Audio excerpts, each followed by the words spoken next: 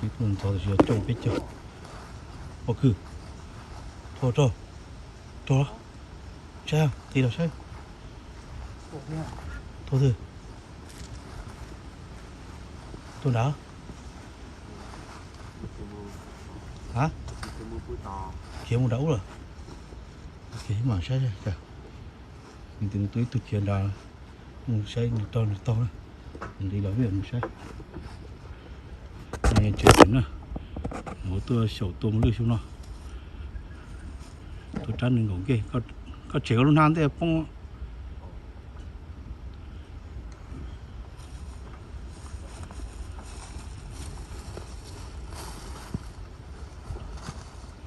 tổng khí lo đây một trời rong rồi trời miền Bắc nó tê chỉ trái à sáu xí à một rong à chúa rong gì bây trò xe thế một rong mà mà多khó mà quá多khó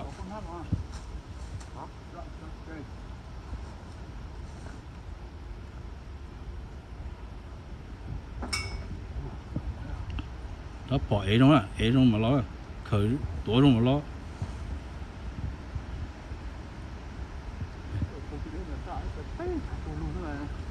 cho luôn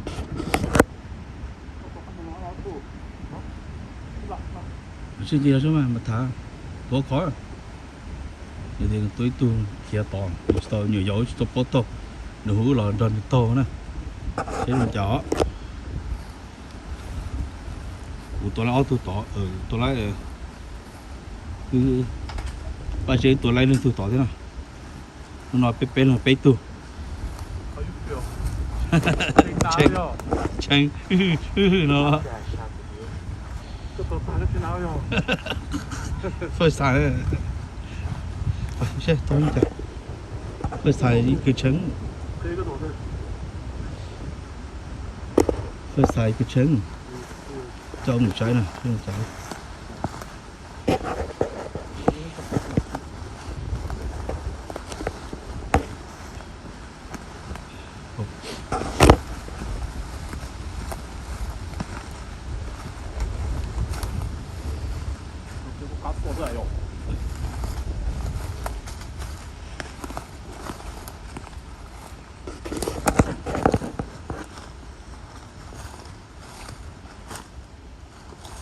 rồi xem trả rồi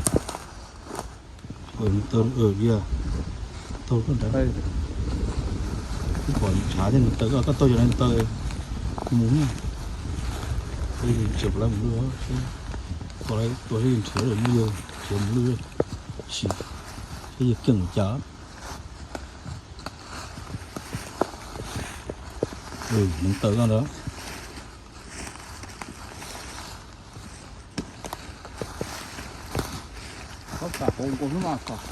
sập cái đậu chứ cũng chả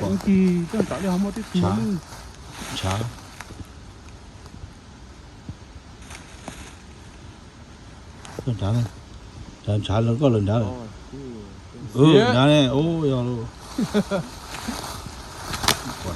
còn chả thì còn lì thế này nó kinh cực có lần lì sao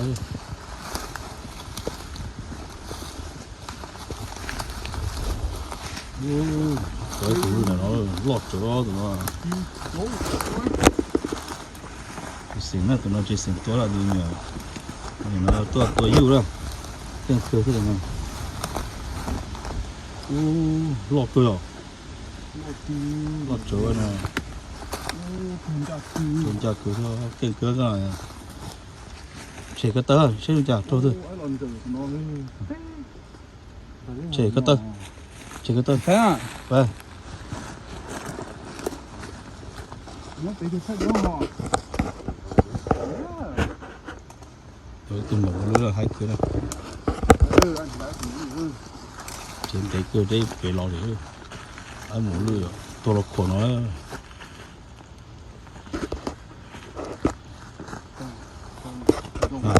trốn ra cửa ý rong nó cho họ đau bóng cho kia được sao Ngủ lười Nó giờ. phỏ, nó con nát sao kia, nó con nó phỏ phỏ thôi. Tôi tụi ngủ lười đó. Mua xe kia nè. Cô có mỏ à? Cái phỏ cái trứng à? Khẩn dâu. Thôi tụi tôi là nhưng mà cân kia nè. Tôi tụi mỏ lọt cơ. Nó chưa. Ok. Cân kia nè con này. Xe kia. Tại mà sai nó tôi có sẽ chỉ cha thôi, cái cha rồi để xử rồi. Có cha cũng rồi là kén à. Cha chỉ khai còn đàn thôi. Mungkin là con đã. Tiền bồi là muốn rò cửa đó. Thì tôi cha giờ đó. Chỉ ba đó. Sai số giờ cha tôi chó. Chắc khai còn đàn thôi. Có sợi đầu. Cha son đã với mà cho bí đó rồi, được chưa? Cho kế đã, để biết cho. Muốn买con đó, kế phố à.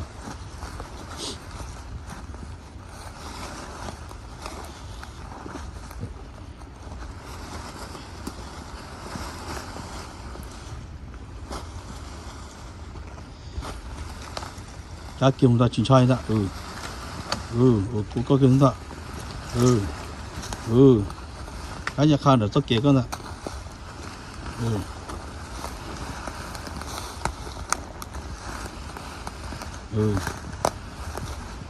Muốn rồi con đó. Giờ tôi trái giờ đó, đi nào bây giờ trái giờ sẽ bị 3 giờ rồi đó.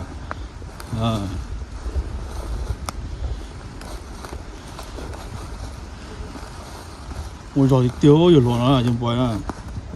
Muốn rồi tiêu trái tiêu rồi kế muốn rồi tiêu chúng tôi á.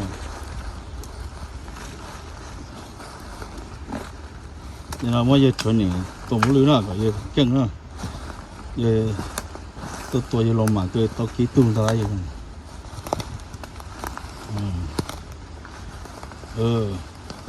Cho có số lô. Rồi cửa lý cỏ ra, cho có số. Thế mà cho lô tôi lo, thế cho pi rồi. Bây giờ cho lô tôi. Cửa nào, mua rồi cửa. Chết tứ. Sản tục chúng tôi nó. Ô trời. Nhớ tứ.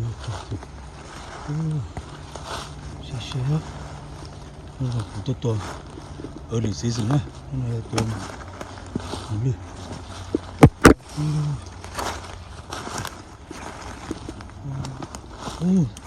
Tồn đá này.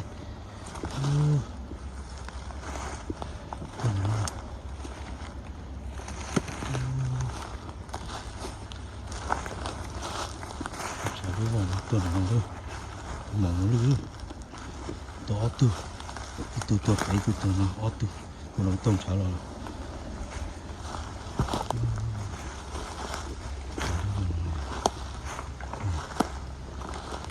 Mỏng lưới lọc. Có thể tiền. Cho chiều.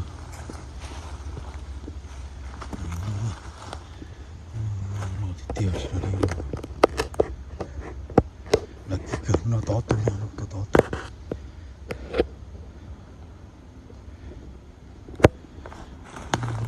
Đây chính ra lư nó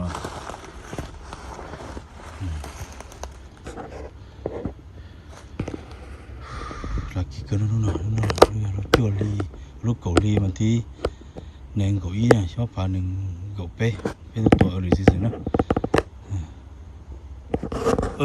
ta đặt thú hả chỉ lúc nào p tôi một nữa p tôi chặt tôi mỏ nè p tôi lại p tôi nó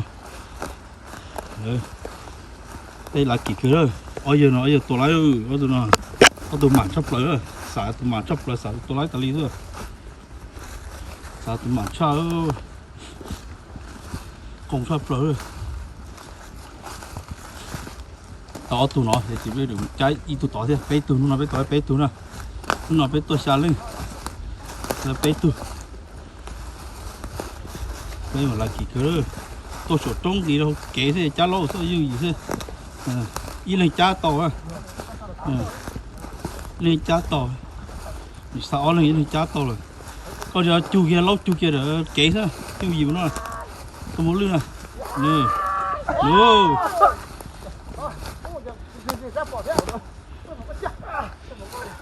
chứ cho ta chứ thâu ta thâu chứ ta 投资打大，什么地方？投资大这张，我有猪。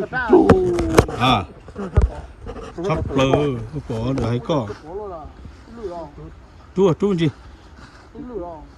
tàu lưu đi, chú đã hái đi, mất tụi đấy cho chú à, OK 啊，那我骑个带那个，trái gì đấy ok, cái gì đấy sao, đã trong phải, 我打电话跑了。 cho tao mà kia rồi cái kia số không sao, bây giờ phải tao này, đó, ok, bây mà nó nói bây là kỳ cái đó, nó nói bây tao bây tu, nó mà bây tao ít tu, lâu tu, nó, tụi ô tụi lo sao, giờ tụi à,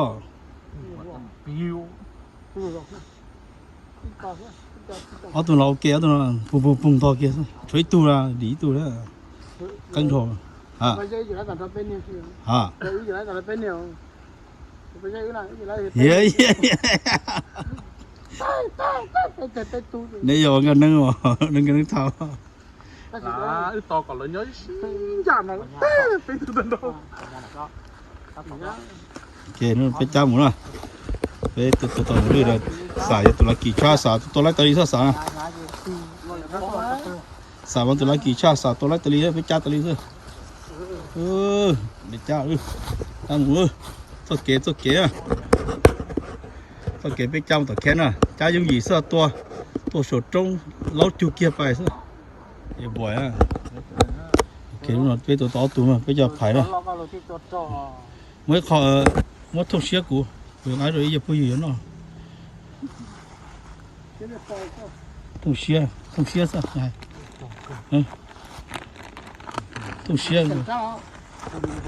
cái chuyện nó chỉ rồi bên nó xe sao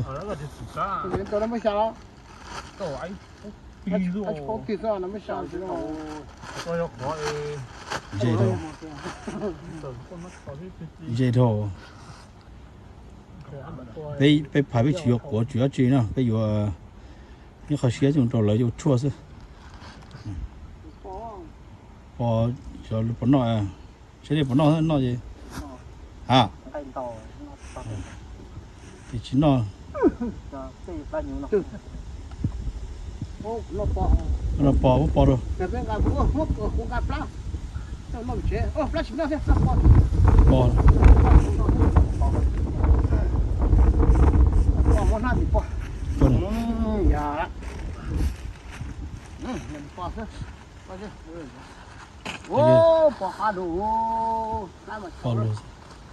bỏ lên lúc lỡ nào vậy chứ à à ở con nhỉ nè bây giờ mới chung nè bây giờ mới chung nè to tụi này không nào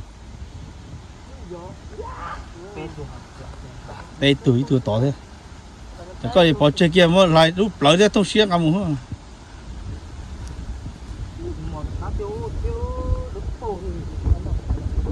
phải chỉ nó này nè chơi giờ tụi nó có à ô chọc quá nó bỏ chơi tao nó plan nhung là thôi à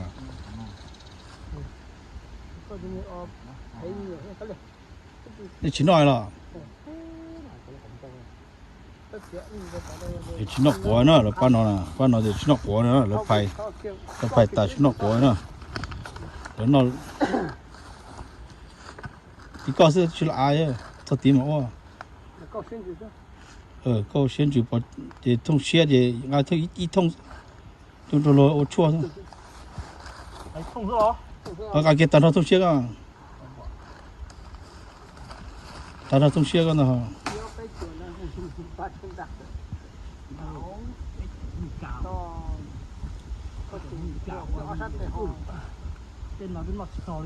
我把这了哦có rất chư bé ôn nào rất chư ấy rồi bé tôi đi ok đấy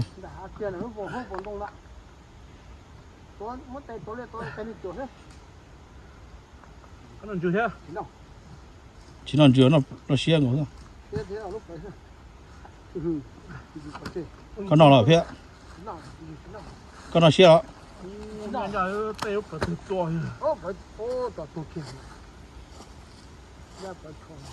đập lỡ thổ rồi nó có bà kia dạ ở tầng kia đó chỉ nó xe đó xe cái đấy yếu này ở cái chỉ nó thì hai lúc thông xe cái đồ cũ thì yếu ít thông sao yếu tụ có gì tụ to bao nhiêu tấn đó tụ to bao nhiêu tấn đó thôi cũng lấy phun mê nó ô tấn thọ thông có tấn đó lúc tụ có lớn nó trâu chua sao ở lấy trong một chua chỉ là lấy trong một lẫn lấy trong một chua sao tấn thọ mà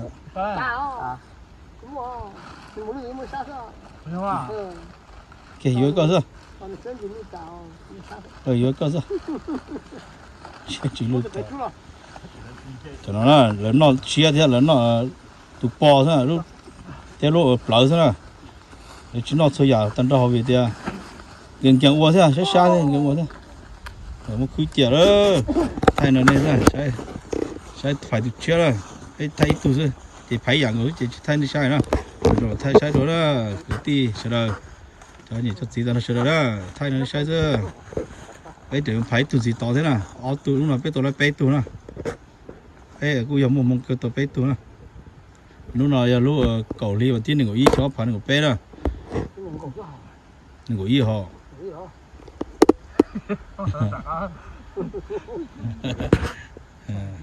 đừng có ý là nó hạt té là té bất cứ đâu thì bé to để tụ té thôi một lúc cầu chứ cái mà bé to còn là bé tụ nữa thì một lư đó tụi này tụi nó một lư tụi nó té tao đỡ po nó là nên trái một lư tao tao trái tụi phát cái tao nó chúng nó có tụi đó là tao lố tụi nó có tí cái sổ ấy tao đâu rồi tao có chỉ đến cho một mỏ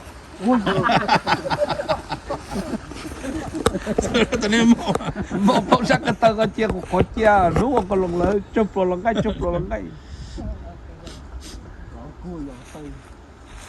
tôi giờ đi cứu lò rồi của sao mình lấy ra cá lò sao rồi nó trên nó đỡ bởi chứ nó tung ra tụi tua lò kia tao nó đấy cái tao bưởi ấy nó tụi nó chia cắt bởi tụi nó à xong rồi đi ba còn nãy ấy phỏ rồi bắt tụi bắt cha rồi khế ấu chứ bắt nó khế ấu thì chưa đấy mà lên to thì bắt nó cha sẽ lầu cha xuống rò cái tao rồi cha lầu nó chỉ con lọt thế rồi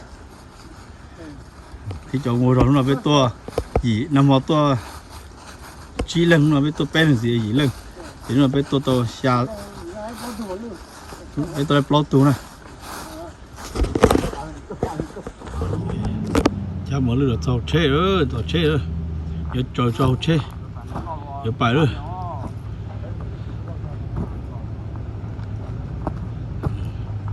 thôi cá là trâu chế thì bây giờ bài được kén rồi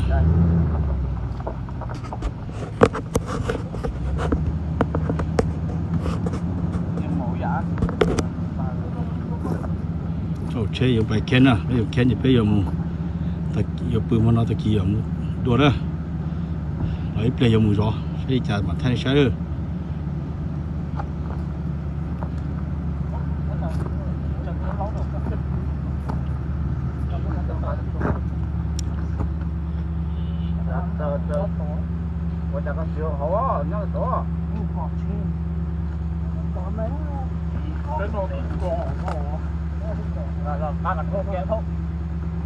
một trâu chế à có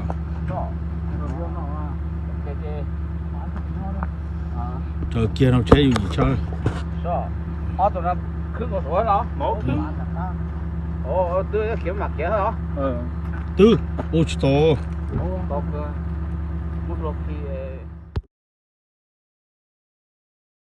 ô trâu này cho nhà ô gì này sẽ cũng đem video cho mình nhận tôi muốn lưu vô si lúc cầu liên nó khi cho nhà tôi muốn lưu nó cho nên là sẽ sau lưu nó xưa mà thay đổi rồi đến sai nữa ô trâu